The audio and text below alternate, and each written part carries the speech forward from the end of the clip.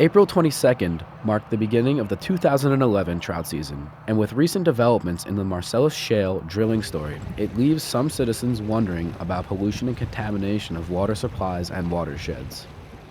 Recently, poor weather has slowed fishermen down due to the rising water levels in local creeks. But in places like Greene County, rainwater mixes in with the chemical-laced water from hydraulic fracking sites and could simply run off into these major water sources, a la the Chesapeake Energy blowout in the Towanda Creek. Fisherman Bill Palmer says he has fished around central Pennsylvania quite a bit. He says it's been tough fishing because of all the high water from the rain. Palmer, who is a retired biologist for the PA Game Commission, is not too worried about natural gas extraction in the area.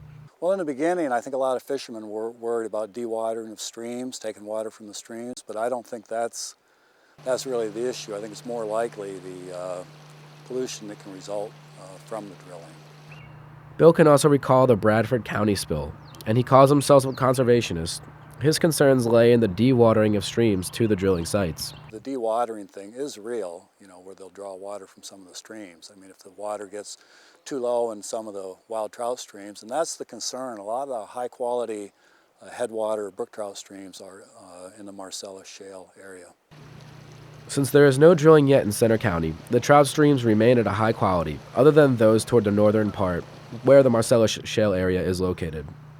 20 miles to the north, there are wind farms in addition to the drilling. Human impact on wildlife has significantly changed the landscape. It starts here in the valleys of the state, where small creeks are just the beginning of watersheds for large rivers. Palmer, who is neither anti-drilling nor anti-gas, believes things have to be done right to protect our resources.